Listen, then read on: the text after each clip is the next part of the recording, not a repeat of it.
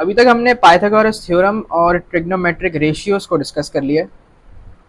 अब आगे जरा बात करते हैं साइन रूल और कोसाइन रूल की। ठीक है, तो हमारे पास बेसिकली एक ट्राइंगल्स वो होते हैं जो राइट एंगल ट्राइंगल्स होते हैं और दूसरे वो होते हैं जो राइट एंगल ट्राइंगल्स नहीं होते।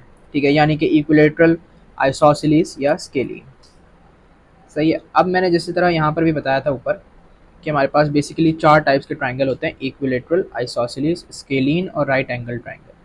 ठीक है, तो जब भी कभी ट्रिग्नोमेट्रिक रेशियोज या फिर पाइथागोरस थ्योरम होगा तो वो हम हमेशा राइट एंगल ट्राइंगल के लिए इस्तेमाल करेंगे। इन तीन के लिए जो है ना वो ट्रिग्नोमेट्रिक रेशियोज और पाइथागोरस थ्योरम हम इस्तेमाल नहीं कर सकते। ठीक है, इनके ऊपर वो एप्लीकेबल नहीं है। सिर्फ और सिर्फ राइट एंगल ट्राइंगल के ऊपर रेशियोज, साइन कॉस टैन वाले रेशियोज और पाइथागोरस थ्योरम सिर्फ इस पे लगेगा। इन तीन के ऊपर आप नहीं लगा सकते बाकी तीन।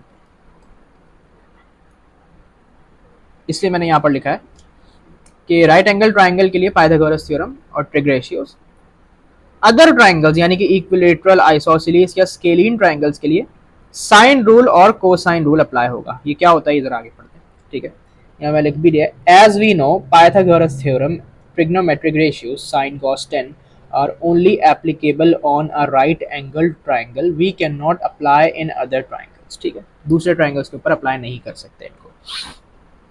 साइन रूल हमारे पास बेसिकली एक तो ये है, sine A upon A equals to sine B upon B equals to sine C upon C. या फिर इसको आप इस तरह भी लिख सकते हैं उल्टा।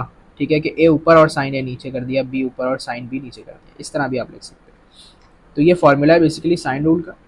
को साइन रूल का formula A square equals to B square plus C square minus two B C cos A. ठीक है, या फिर कॉस ए को अगर आप सब्जेक्ट बना लेंगे तो इस तरीके से भी आप इस फॉर्म में इसको लिख सकते हैं कोसाइन। इनको अभी समझते हैं, तो मैं सिर्फ बेसिक्स बता रहा हूँ। ठीक, तो साइन रूल की सबसे पहले बात कर लेते हैं।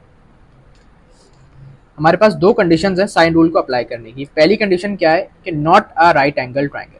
ठीक है, ट्राइंगल जो है ना वो राइट एंगल वाला नहीं होना चाहिए, उसके अंदर 90 डिग्री का कोई एंगल ना हो। ठीक है, या तो उससे छोटे हो बड़े हो, लेकिन बहरहाल राइट एंगल ट्राइंगल नहीं होना चाहिए। सही है।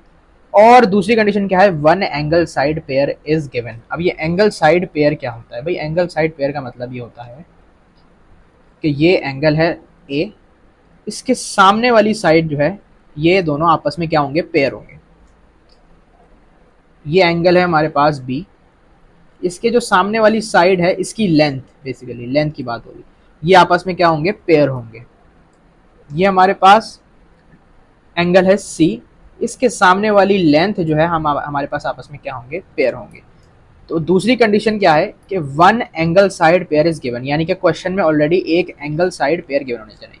यानी कि मतलब यह है बेसिकली कि हमारे पास एक एंगल गिवन हो और उसके सामने वाली साइड गिवन हो। ठीक है, एक एंगल उसके सामने वाली साइड गिवन हो, एक एंगल और उसके सामने वाली साइड हमारे पास गिवन होनी चाहिए। ये मतलब है एंगल साइड पेयर का, तो ही हम अप्लाई कर सकेंगे साइन रूल को। ये दो कंडीशंस है। अच्छा, अब यहाँ पर अगर आप ये वाली फॉर्म इस्तेमाल करेंगे तो ये कब करेंगे, जब भी आपने एक अननोन एंगल निकालना। ठीक है, अननोन एंगल निकालने के लिए आप ये वाली फॉर्म यूज कर सकते हैं। ठीक है, और अननोन साइड निकालने के लिए आप ये वाली फॉर्म यूज कर सकते हैं। वैसे तो कोई भी एक यूज कर लें उससे दोनों चीजें आ जाएंगी, लेकिन बस इस तरह थोड़ा आसान हो जाता है और कुछ भी नहीं। ठीक है, मतलब एक ही को भी यूज कर लें तो कोई फर्क नहीं पड़ेगा इतना। अच्छा जी, एप्लीकेशन ऑफ साइन रूल। अब मैं आपको जरा अप्लाई करके दिखा देता हूँ। देखिए हमारे पास यहाँ पर एक ट्राइंगल गिवन है। सबसे पहले आपने पहली कंडीशन चेक करनी है कि ये राइट एंगल ट्राइंगल तो नहीं है। तो भाई राइट एंगल ट्राइंगल तो नहीं है, 90 डिग्री का कोई एंगल इसमें मुझे नजर नहीं आ रहा। ठीक है, दूसरी कंडीशन मैंने इसमें ये चेक करनी है कि भैया एक एंगल साइड पेयर गिवन है, यानी कि एक एंगल और उसके सामने वाली साइड गिवन है। तो वो मुझे यहां पर नजर आ रही है,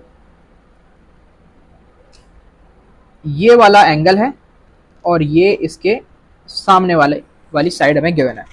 तो एक पेयर तो हमारे पास है।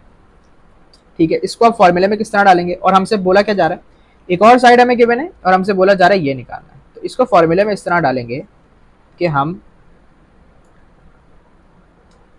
ने साइन लिखा, साइन ए की जगह लिखा 60 और इसके नीचे इसके पेयर की लेंथ लिख दी।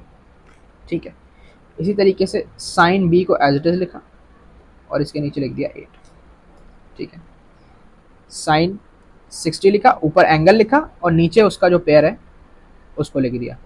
इस तरीके से यहाँ पर ये लिखा और ये हमारे पास गिवन नहीं है, ये भी हम निकालेंगे। ठीक है, सॉल्व करने का तरीका बड़ा आसान सा है। ठीक है, यहाँ पर आप सबसे पहले तो साइन 60 के साथ अपॉन 10 के साथ 8 को मल्टीप्लाई कर देंगे।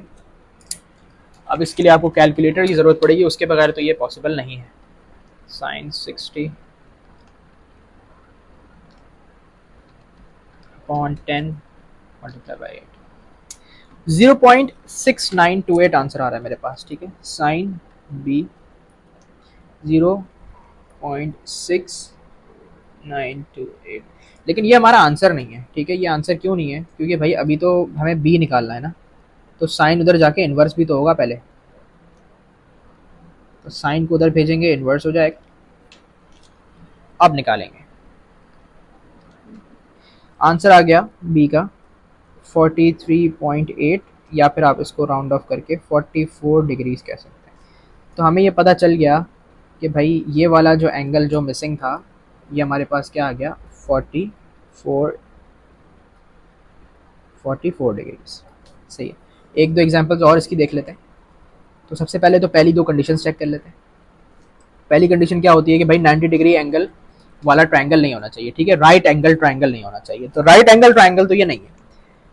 फिर हमने देखना है कि भाई एक एंगल साइड पेयर गिवन होना चाहिए साइन रूल अप्लाई करने के लिए। तो ये एक एंगल है और इसके साथ ये एक पेयर गिवन है हमारे पास, तो इसका मतलब है कि साइन रूल को अप्लाई किया जा सकता है।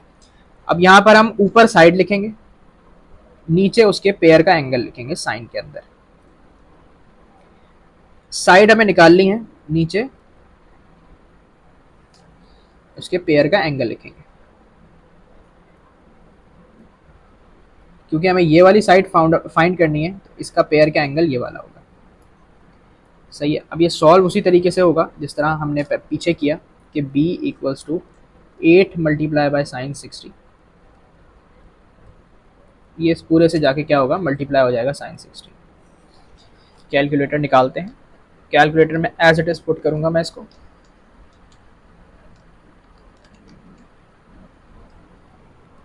बी का आंसर आ गया 7.37, या फिर राउंड ऑफ करके 7.4 सेंटीमीटर कह सकते हैं। तो हमें ये पता चल गया